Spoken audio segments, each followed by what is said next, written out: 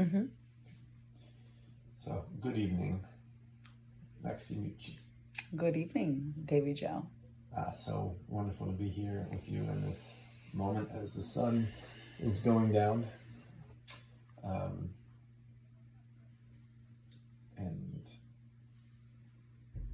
just some kind of forward on what we're doing here is we decided that the more I get to know you, the more I realize how interesting you are and how wise you are in so many ways. So came up with some questions for you to maybe kind of like unpack, where where what brought you to the place you are today that allows you to kind of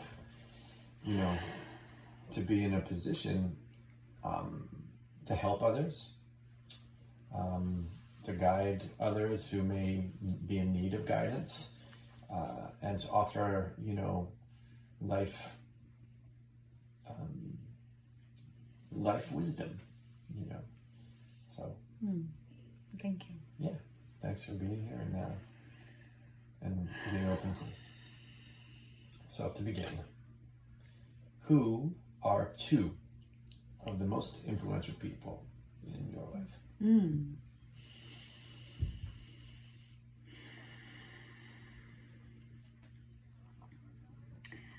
Two of the most influential people in my life would be my mother and father. And that's just speaking honestly, rather than trying to choose someone who I've studied under that has inspired me. Those two have really been the most influential people in my life growing up. Yeah. Okay. Thank you. Anything you want to elaborate on that, or why, as to why? Sure. My mother, I'm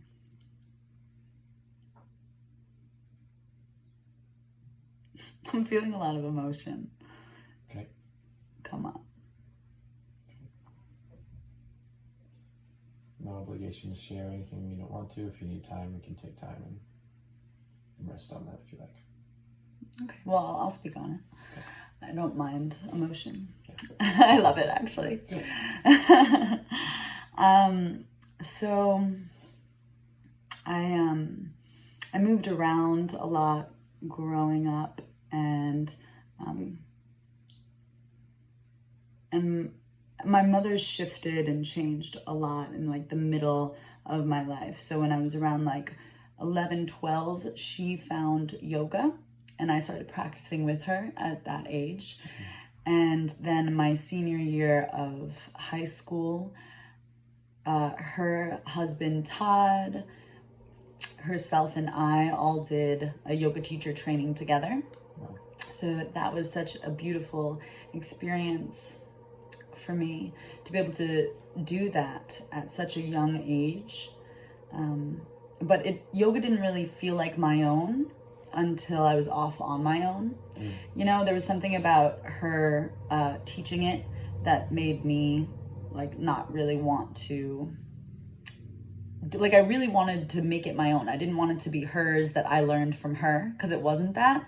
And it's kind of like an ego thing, but this is what I went through. So it wasn't until I lived on my own and kind of lost myself that I found myself again through this practice of yoga. So my mom in that way really has influenced me, but also watching how she's grown and shifted through the practice of yoga, and also just through the awareness of eating healthy foods. She taught me all about that at a young age. Yeah, which has changed my life for sure. Being able to know how to nourish my body, that's such a beautiful thing that I don't think a lot of people are taught at such a young age, how to truly nourish their bodies. So that's been amazing. And just watching her transform has shown me that it's possible for me to do the same. And then my father has been the most amazing, really, person in my life. the most, the only person that has really been a foundation in my life, has been like a staple. Like, I know if I need anything at all, he'll be there. And he's taught me through his own actions how to show up for people and how to show up for myself. Yeah. And there was a part of my life where I resented him a little bit, just because he's like the opposite of me. He's very like, makes lists about everything, and he's very like, this is how it is, and we gotta leave in 3 minutes and 45 seconds, and it's just like the kind of guy that he is, and it would always drive me crazy because I'm very like free flowing, very feminine in that way. But now, as I am, give me one moment. Take your time. I just want to be able to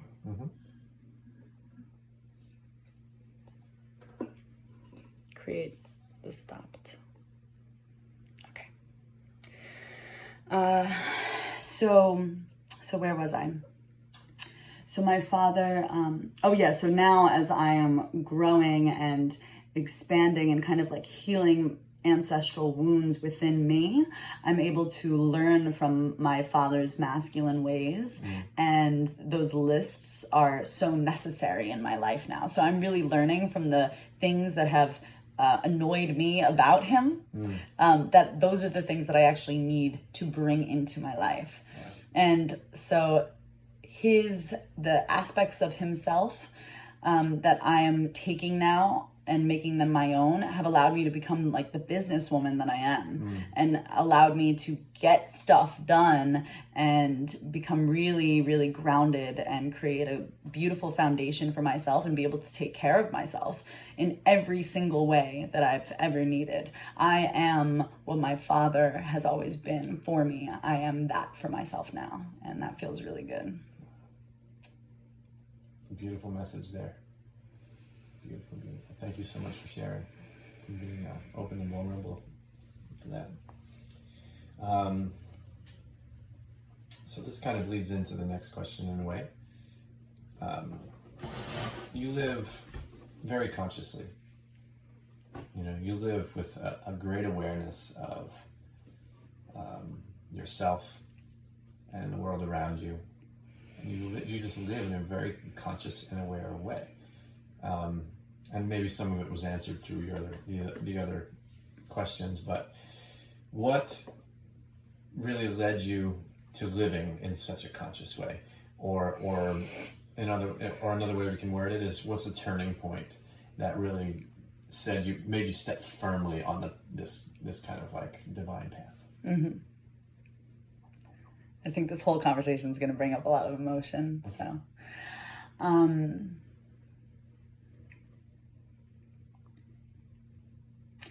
So a turning point for me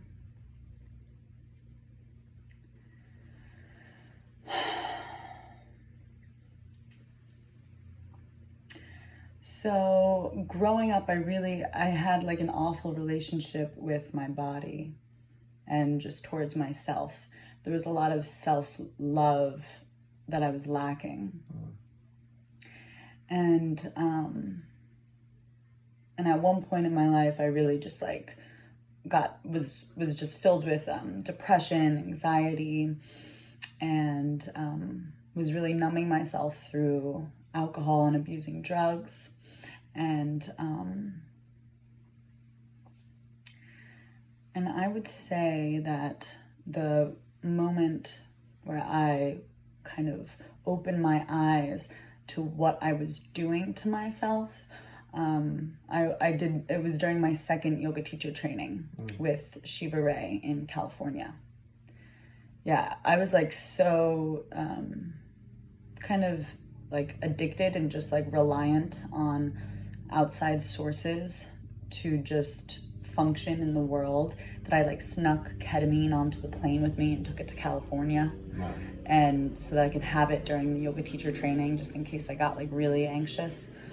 And during that teacher training, I kind of like let that go. I let ketamine go. That was like the last hurrah with ketamine. I just didn't need it anymore. I found so much acceptance for myself there, for all that I was, you know. I like went there like just with no self-love and no self-acceptance, but I was met with so much love and like arms wide open. And these people have been like practicing yoga much longer than me, and I felt like they were much more aware and conscious than I was, yet they treated me like family. They treated me as an equal. And that allowed me to see myself as that, allowed me to see myself as I saw them, you know? And so that was a big pivotal shift in my life, was that yoga training. And then shortly after that, I did another training with Shiva in Costa Rica. And that was even more of a pivotal shift for me, because that was the first time I was kind of like on my own, it felt, completely on my own in a different country. And I just kind of created a new relationship with myself. Yeah, and then from then on, my relationship with myself was really different. I was now like actually enjoyed being myself, and enjoyed like hanging out with myself and doing things with myself, and trusted myself in a new way. And this didn't mean like I gave up all the alcohol and drugs, but it wasn't like I didn't need that to function anymore. I didn't need that to be happy anymore. It was just something that I was still like addicted to, but it wasn't really ruling my life as much. And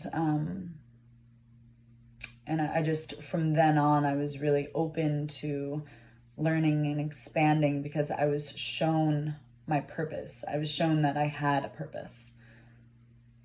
Yeah. So practicing yoga and diving deeper into yoga. Beautiful. It definitely has that ability to show you yourself and teach you what you're worth. Beautiful. Thank you for sharing again. Okay, so now what makes you, so now that you've kind of discovered yourself, right? You've gone through so much, and now presently, what makes you feel like most alive? What makes you feel grateful to be alive? What makes you feel fulfilled as the person that you are? I feel fulfilled. I really feel fulfilled every day, because in every moment I am living my purpose here. But to create an example would be like leading ceremony and ecstatic dance and bringing people together in a sacred way. That really fills my heart to see people connecting with themselves, and to maybe to even something higher than themselves, you know, something that is them, but you know, to be able to connect with themselves in a higher way, in that way, and together to be able to hold space. Just that is where I feel so in alignment with my highest purpose and myself. Wonderful. Beautiful.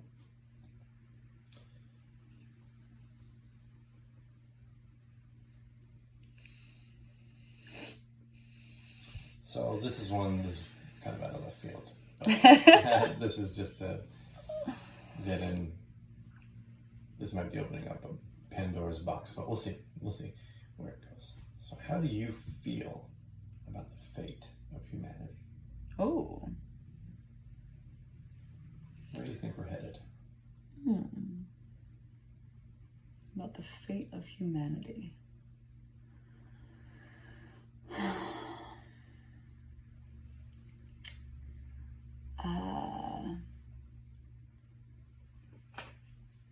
I don't even know really where to begin. And I don't really think it matters, to be honest, what I have to say about it. Okay. I kind of think that the fate of humanity is in the hands of God. And so I trust everything that that is kind of unfolding I think that everything is unfolding as it's supposed to, that there's a lesson and there's a greater purpose that we cannot see yet. And so it may look pretty grim to many, but I also see so many people waking up because of the things that are happening in the world right now. So many people are opening their eyes and standing up for what they believe in, and choosing love over it all. And so I think this is a beautiful opportunity to really come together in community and work together. And as we continue kind of opening our eyes and coming together in community, I think that's really all that we can do. I can't like predict the fate of humanity or anything like that, but all I know is that I'm going to continue living with awareness and with love and enjoying the moments, and spreading love and peace, and with awareness. That doesn't mean that I'm like closing my eyes to what's going on. That just means that I choose to do what I can do. Like do what I can control, and try to uplift humanity in the ways that I can. Wonderful. I know it's like a very loaded kind of question, but thank you. That was beautiful. Thank you for sharing. And last question here.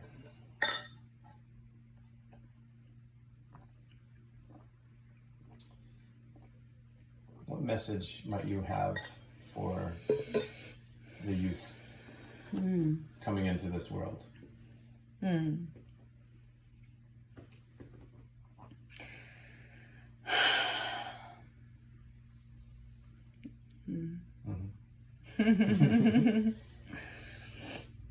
You are so worthy.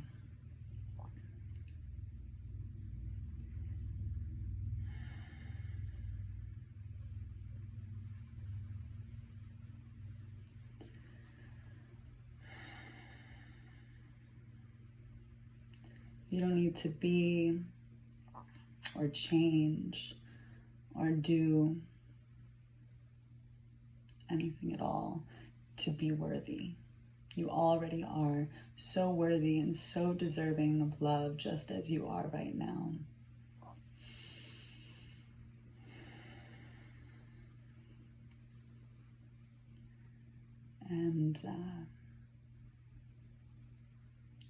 And life will offer you many, many different experiences. And that's all a part of the experience. And it's all okay. All the emotions, all the feelings, all the what seems like ups and downs, it's all okay. Because you have yourself. And that's really all you need is to come back to remembering that love and everything that you're searching for is within you.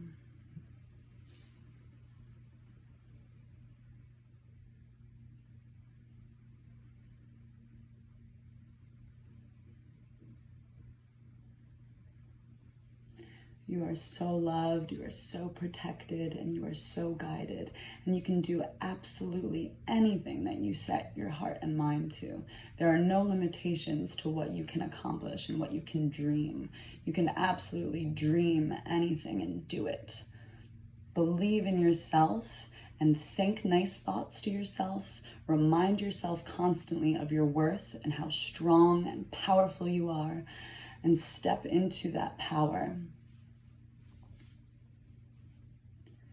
Step into who you are, who you truly are. And that is love. You are love, you are so loved, and you have a special gift to share with the world. Yes, you have a special purpose here. And you don't have to rush into figuring it out and finding it out. You will find it. It will come to you. Just be open to receiving guidance.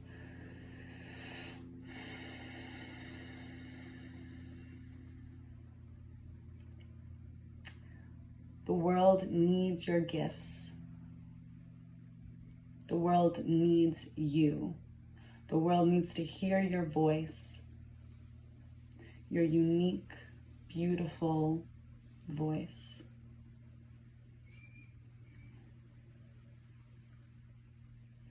And all the so-called imperfections are what make you beautiful. They're what make you you.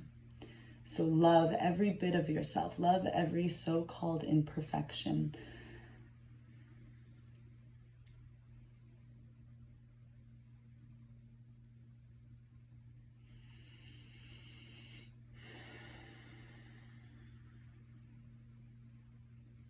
Give yourself hugs more often. Give yourself the love that you deserve.